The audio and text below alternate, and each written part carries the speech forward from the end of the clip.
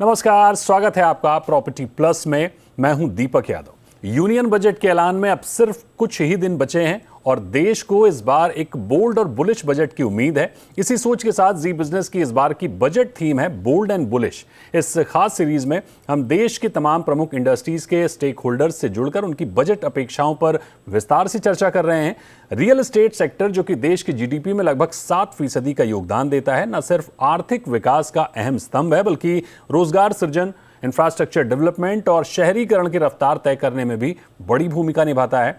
अनुमान है कि आने वाले वर्षों में ये सेक्टर $1 ट्रिलियन इकोनॉमी बनने की दिशा में तेजी से आगे बढ़ रहा है। ऐसे में इस बजट से रियल्टी सेक्टर को कई उम्मीदें हैं, चाहे वो होम बायर्स की राहत देने की बात हो, डेवलपर्स के लिए फाइनेंसिंग आसान करने की बात हो, या फिर पारदर्शिता और निवेश को बढ़ाने जैसी बात हो। तो आज के इस कार्यक्रम में कुछ चुनिंदा और प्रमुख रियल एस्टेट डेवलपर्स से जानेंगे उनकी बजट से उम्मीदें क्या हैं, सेक्टर के सामने मौजूदा चुनौतियां क्या हैं, कौन सी चुनौतियां हैं और कौन से ठोस सुझाव हैं जिनके जरिए रियल एस्टेट सेक्टर और तेज, स्थायी और समावेशी ग्रोथ हासिल कर सकता है। तो हमारे साथ कुछ खास मेहमान हैं, उनका परिचय आपसे कराते हैं। हमारे साथ स्मिता धनराज पाटिल हैं, MD SSPL group and national president हैं नरेटको माही की। जयेश वल्लभ दास ठक्कर हैं, फाउंडर हैं नरेटको नासिक के। और हितेश ठक्कर हैं, पार्टनर हैं प्रेम ग्रुप के और वाइस प्रेसिडेंट हैं नरेटको महाराष्ट्र के। तो बहुत स्वागत करेंगे आपका हितेश भाई, जयेश भाई और स्मिता मैम हमारे साथ जुड़ने के लिए। आपसे शुरू करते हैं हितेश जी, और सबसे पहले तो आपसे समझना चाहेंगे कि जाहिर तौर पर नरेटको की ओर से आपने तमाम सुझाव दिए होंगे वित्त मंत्री को। अब उसमें से कितने आते हैं कितने नहीं आते हैं ये तो देखने वाली बात होगी, लेकिन क्या अहम सुझाव हैं जो आपने दिए हैं और आप चाहते हैं कि ये होने ही चाहिए? अहम सुझाव में पहला सुझाव ये है कि अफोर्डेबल हाउसिंग का जो लिमिट है वो थ्रेशोल्ड बढ़ाना चाहिए, क्योंकि बहुत से शहरों में 45 लाख में घर मिलते नहीं है अभी। तो वो थ्रेशोल्ड बढ़ा के 75 लाख या 90 लाख होना चाहिए। वो हमने सबसे प्रथम मांग रखी हुई है। ठीक है, मतलब आपको लगता है कि अफोर्डेबल हाउसिंग की जो परिभाषा है वो चेंज होनी चाहिए। होम बायर की डिमांड आपसे समझते हैं स्मिता मैम कि आने वाले बजट से होम बायर डिमांड बढ़ाने के लिए किस तरह के सुझाव आप दे रही हैं? कि अभी अगर हम देखें तो टॉप सिटीज़ में तो डिमांड है, मेट्रो सिटीज़ में तो डिमांड है, लेकिन टियर 2 सिटीज़ में शायद उतनी डिमांड नहीं है जिसकी हम उम्मीद कर रहे हैं। तो टियर 2 सिटीज़ से भी डिमांड बढ़े, उसके लिए क्या कुछ सुझाव दिए आप लोगों ने? इंफ्रास्ट्रक्चर में इन्वेस्टमेंट करना ज़रूरी है। जैसे ही इंफ्रास्ट्रक्चर, रोड्स और इसमें इन्वेस्टमेंट होके वहाँ पे ग्रोथ हमें दिखेगी, क्योंकि अल्टीमेटली कनेक्टिविटी होने के बाद हमने हर जगह टायर 2, टायर 3 सिटीज़ में भी ये देखा है कि जब भी कनेक्टिविटी होती है, इंफ्रास्ट्रक्चर डेवलपमेंट होती है, तो बहुत अच्छे तरीके से लैंड प्राइसिंग भी आती है और डिमांड भी बढ़ती है। और उसी तरीके से इंडस्ट्रियल जोन्स भी बढ़ते हैं, इंडस्ट्रीज़ भी वहाँ पे शिफ्ट होती है, एम्प्लॉयमेंट क्रिएशन होता है और उसी के साथ फिर होम बाइंग की भी डिमांड उसमें बढ़ जाती है। ओके, जय सर, आपसे समझना चाहेंगे कि ज़मीन, कंस्ट्रक्शन कॉस्ट और इंटरेस्ट कॉस्ट लगातार बढ़ती जा रही है, तमाम चैलेंजेस हैं डेवलपर के हिसाब से। तो बजट में अफोर्डेबल हाउसिंग को अफोर्डेबल बनाए रखा जाए, उसके लिए क्या कुछ आप लोगों ने सुझाव दिए? क्या करने की जरूरत है? सर, सुझाव दिए हुए हैं अफोर्डेबल बनाने के लिए। जैसे एक ATIB का स्कीम हुआ करता था, वो आई थिंक 5 साल पहले गवर्नमेंट ने बंद कर दिया है। वो अगर रीस्टार्ट करते हैं तो आई थिंक वो एक अच्छा मूव होगा जो अफोर्डेबल के लिए सही मायने से काम करेगा। सेकेंडली, जैसे हितेश भाई ने बताया, हमने थ्रेशोल्ड बढ़ाने के लिए मांग की 75 से 90 लाख रुपया होना चाहिए, और वो लिमिट तक का जो GST है दैट ऑल्सो शुड बी 1%। मतलब ये नहीं कि 45 लाख तक 1% है फिर बढ़ के 5% हो गया। थ्रेशोल्ड बढ़ा दिया तो उसके साथ इसकी लिमिट भी बढ़नी चाहिए, ताकि वो सही मायने में अफोर्डेबल कहीं तो भी हम कर सके, जस्टिफाई है उसकी। आपसे मेरा सवाल ये होगा हितेश जी कि अगर हम देखें तो मिड साइज और रीजनल डेवलपर्स के लिए लिक्विडिटी एक बड़ा इशू है। बजट में डेवलपर्स किस तरह से फंडिंग रिफॉर्म को देखना चाहते हैं कि क्या कुछ ऐसा हो जिससे जो डेवलपर को फंडिंग को लेकर दिक्कतें होती हैं? ठीक है, टॉप सिटीज़ में, मेट्रो सिटीज़ में शायद आसान होता हो, लेकिन छोटे शहरों में दिक्कतें लगातार बनी हुई हैं, उसके लिए क्या करने की ज़रूरत है? थोड़ा सा आपको ट्विस्ट करना चाहूँगा। टॉप सिटीज़, मेट्रो सिटीज़ में भी कैश फ्लो का प्रॉब्लम है, मिड साइज डेवलपर्स के लिए और छोटे डेवलपर्स को भी। तो उसके लिए एक सुझाव हमने हमारे जो माननीय मुख्यमंत्री है महाराष्ट्र के, देवेंद्र जी, उनसे कहा हुआ है और उनसे विनती भी की हुई है, जो भी टैक्सेस, प्रीमियम्स और चार्जेस जो महानगर पालिका को और शासन को भरने हैं उसमें हमें समय दो। 20% इनिशियल भरते हैं और बाकी का 80% हम लोग बिल्डिंग कंप्लीट होने के पहले या मकान कंप्लीट होने के पहले हम लोग भर देंगे।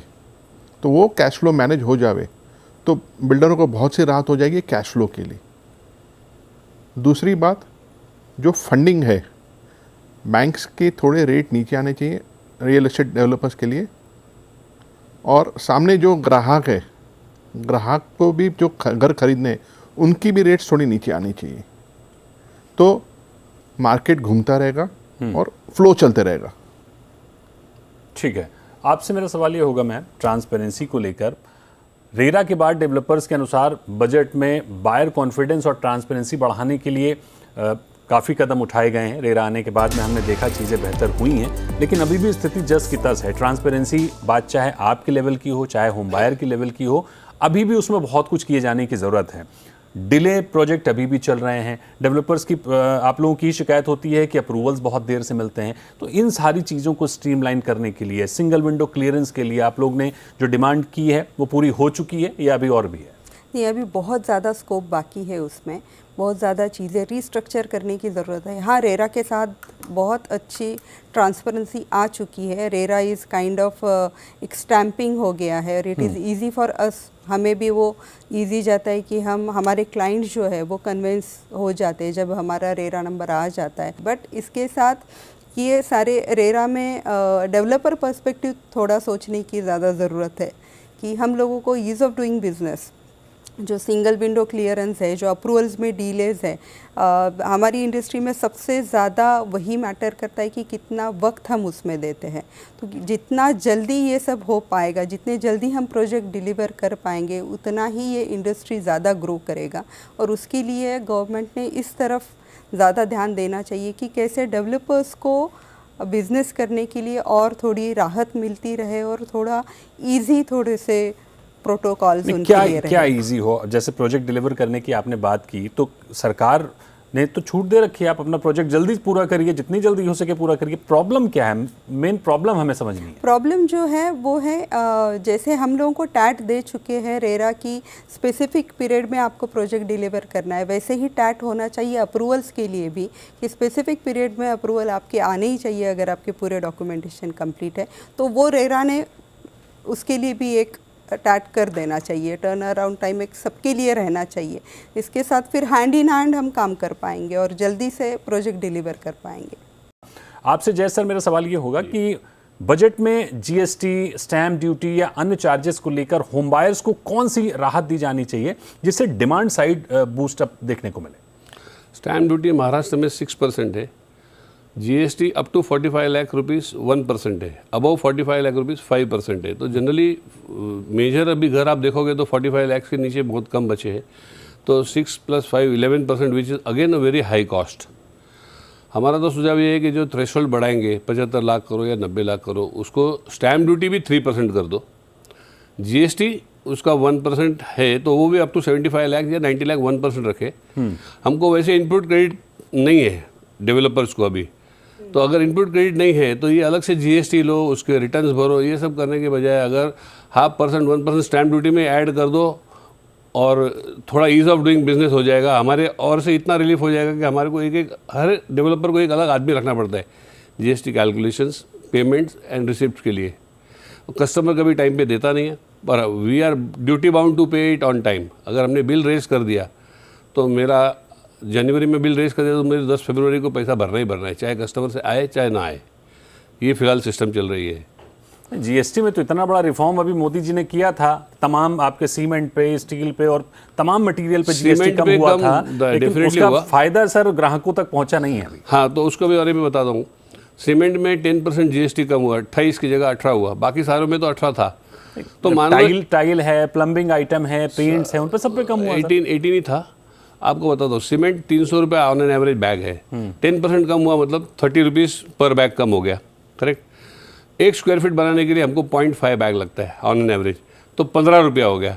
वो 15 रुपया कहाँ जस्टिफाई करेंगे हज़ारों रुपये की कंस्ट्रक्शन कॉस्ट के अंदर? जब लेबर बढ़ जाती है तो किसी को पता भी नहीं चलता है। तो this is not justified because the decrease is so low, we can not show it to the customer. GST reform जरूर हुआ लेकिन उसका रियल एस्टेट पे कोई इम्पैक्ट नहीं, इम्पैक्ट रियल एस्टेट में नहीं हुआ। ओके, ठीक है हितेश सर, आपसे मेरा सवाल ये होगा कि टीयर 2 शहरों में इंफ्रास्ट्रक्चर के साथ साथ रियल एस्टेट में हाउसिंग डिमांड क्रिएट करने के लिए डेवलपर्स बजट से क्या उम्मीद कर रहे हैं, क्योंकि छोटे शहरों की समस्याएं बड़े शहरों की समस्याओं से बिल्कुल अलग होती हैं। पहले तो connectivity with the metro cities के साथ कनेक्टिविटी का प्रॉपर चाहिए। जैसे मुंबई है और करजत है, करजत अगर टीयर सिटीज़ में आता है तो आज करजत जाने के लिए आपको CST स्टेशन से करीबन 3 घंटे लग जाते हैं। बाय रोड जाओ तो वो तो नामुमकिन है ट्रैफिक की वजह से। तो कनेक्टिविटी एक हो गया। दूसरा वहाँ पे कमर्शियल इंफ्रास्ट्रक्चर, एम्प्लॉयमेंट, वहाँ पे जब एम्प्लॉयमेंट क्रिएट होगी तो डेफिनेटली वो शहर बढ़ेंगे, वो शहरों की डिमांड आएगी। लेकिन वो पहले कमर्शियल्स आने चाहिए जहाँ पे जॉब एम्प्लॉयमेंट, अपने कामगारों के लिए जगह बननी चाहिए, फिर घर बने। ठीक बात है। स्मिता मैम, आपसे आपने भेजा था हमें डिमांड विमेंस की भागीदारी रियल एस्टेट में काफ़ी तेज़ी से बढ़े, उसमें बजट में वित्त मंत्री को, क्योंकि वो वित्त मंत्री खुद भी विमेन हैं तो वो ज़्यादा बेहतर समझेंगी कि किस तरह से एक होम बायर के तौर पर महिलाओं का स्वामित्व बढ़े घर खरीदने में। दूसरा, रियल एस्टेट में भी महिलाएं आके नेतृत्व करें, जो वर्क फोर्स है वो महिलाओं का काफ़ी उसमें योगदान बढ़े। तो ओवरऑल अगर सशक्तिकरण देखें महिलाओं का ज़्यादा रियल एस्टेट में देने के लिए, तो वित्त मंत्री क्या अहम कदम उठा सकती हैं? सबसे ज़्यादा अहम कदम यही है कि जैसे अभी हम देखते हैं हमारी पॉपुलेशन में ऑलमोस्ट 50% महिलाएं हैं और आज भी हमारे पास स्किल्ड वर्कर्स नहीं है। तो इन लोगों के लिए अगर हम वुमेन सेंट्रिक एक स्किलिंग फंड बनाया जाए और उसमें अगर ministry of housing and urban affairs के थ्रू अगर every year at least 1 lakh women skilling का हम काम किया जाए तो उसमें ये बहुत ज़्यादा हमें जो अभी हम महसूस कर रहे हैं कि स्किल्ड वर्कर ही नहीं है और उसकी वजह से real estate sector all over हम बहुत पीछे है उसमें। तो अगर हम इक्वली देखा जाए और इंक्लूसिविटी के लिए अगर ये चीज़ हमें रखनी है तो हम इक्वली वही महिलाओं की तरफ ऐसे ही देखा जाए कि ये भी टास्क फोर्स है हमारा और ये हमें बहुत ज़्यादा कंट्रीब्यूट कर सकता है ग्रोथ के लिए। तो ये स्किलिंग पे वुमेन के जैसे सुपरवाइज़र हो, प्लम्बिंग हो, इन सभी चीज़ों की स्किलिंग उनकी अगर कराई जाए तो हमारे पास टास्क फोर्स बढ़ जाएगा। तो उसमें मैं चाहती हूँ कि बहुत ज़्यादा ध्यान देना चाहिए महिलाओं की तरफ और महिलाओं को अगर हम कुछ इंसेंटिव्स दे सकते हैं। फॉर एग्जांपल को अप्लीकेंट भी है अगर महिला होम बाइंग में, तो अगर उनको उसमें कुछ इंसेंटिव्स दिए जाए, स्टैम्प ड्यूटी के इंसेंटिव्स हो या फिर 24B के जो इंसेंटिव्स है जो 2 लाख अप टू 2 लाख हम रिडक्शन करते हैं, तो अगर अप टू 5 लाख कर दिया जाए अगर वुमेन बायर है होम लोन्स में, तो ये सारे इंसेंटिव्स में महिलाओं का सशक्तिकरण बहुत अच्छे से हो सकता है। हाँ, लीडरशिप में बहुत कम महिलाएं हैं। अगर देखा जाए तो हम 71 मिलियन पूरे टास्क फोर्स जो है रियल एस्टेट का 10% ओनली महिलाएं हैं और लीडरशिप में उसमें भी 2%। जाहिर तौर पर महिलाओं के की भूमिका बढ़ाने पर वित्त मंत्री को ध्यान देना चाहिए। कुछ ऐसी योजना लेकर आए जो तमाम सुझाव दिए हैं स्मिता जी ने। हितेश सर, जैसा कि हम तमाम रिपोर्ट्स में देखते हैं, बात करते हैं कि आने वाले 2030 तक $1 ट्रिलियन का रियल एस्टेट होने वाला है। अभी 7% के आसपास योगदान है जीडीपी में, जो आने वाले समय में 13 से 14% तक होने की उम्मीद की जा रही है। क्या ये सही दिशा में आगे बढ़ रहा है या फिर कुछ स्ट्रक्चरल बदलाव करने की बहुत ज़्यादा ज़रूरत है जिसमें बजट में प्रावधान होना चाहिए? तो आपको क्या लगता है कि ये जो ग्रोथ है, ये मोमेंटम बिल्कुल ठीक है? दिशा सही है, मोमेंटम थोड़ा सा चेंज करना पड़ेगा। जैसे कि कृषि सेक्टर जो सबसे प्राधान्य माना जाता है जीडीपी की तरफ, और सबसे दूसरा बड़ा जो सेक्टर है जो जीडीपी को कंट्रीब्यूट करता है वो रियल एस्टेट है। तो रियल एस्टेट को अगर नज़रअंदाज नहीं करेगा शासन और गवर्नमेंट तो डेफिनेटली यानी निश्चित है कि हम लोग 1 ट्रिलियन इकोनॉमी तक पहुंच जाएंगे। हालांकि उसमें सर्टन स्ट्रक्चरल मॉडिफिकेशंस की ज़रूरत है। स्टेक होल्डर्स जो सारे डेवलपर्स हैं उनके साथ मेरी ये विनती रहेगी वित्त मंत्री को कि सारे स्टेक होल्डर्स को वापस बुला के एक बार उनसे रवैया लिया जाए, उनसे रिव्यू किया जाए, फिर एक बजट बनाया जाए। बिल्कुल सर, एक छोटा सा ब्रेक ले रहे हैं और इस ब्रेक के बाद लौटेंगे और समझने की कोशिश करेंगे कि आखिर जो सबसे ज़रूरी चीज़ें हैं जो रियल एस्टेट की ओर से होनी ही चाहिए उनको समझने की कोशिश करेंगे। गेस्ट हमारे साथ जुड़े हुए हैं। छोटा सा ब्रेक।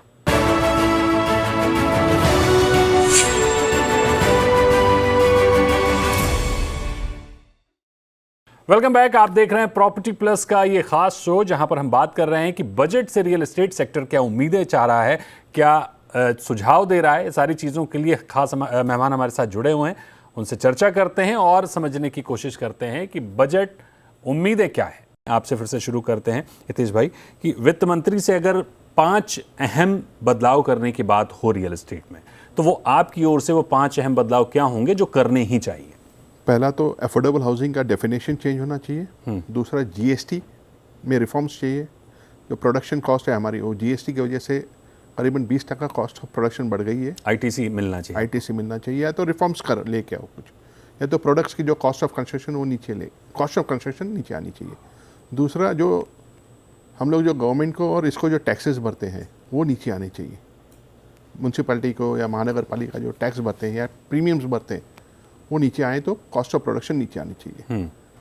जब घर अफोर्डेबल होंगे तो बिकेंगे, अफोर्डेबल नहीं होंगे तो नहीं बिकेंगे। आज बिक रहा है, लोग धक्का मार के चला रहे हैं, कहीं कहीं से जुगाड़ करके, कोई जो ग्राहक है कहीं ना कहीं कुछ ना कुछ जुगाड़ करके चलाता है अपना, लेकिन उसको ईज़ नहीं है आज तक। तो दूसरा, जैसे स्मिता जी ने कहा कि ईज़ ऑफ डूइंग बिजनेस आना चाहिए। सारे अप्रूवल से एक ही अम्ब्रेला के अंदर आने चाहिए।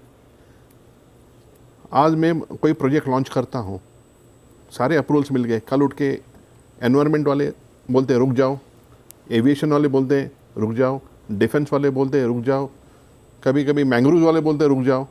तो ये रुकावटें, एक बार प्रोजेक्ट शुरू हो गया तो रुकावटें नहीं आनी चाहिए। एग्जैक्टली। गवर्नमेंट बॉडीज का आपस में कोऑर्डिनेशन नहीं है कि वो कोऑर्डिनेशन बहुत जरूरी है कि आप जब अप्रूवल दे रहे हैं तो उस समय आपका कोऑर्डिनेशन पूरा हो जाना चाहिए, ना कि शुरू होने के बाद आपको याद आए कि ये प्रोजेक्ट गलत जगह बन रहा है या फिर नॉर्म्स के खिलाफ बन रहा है।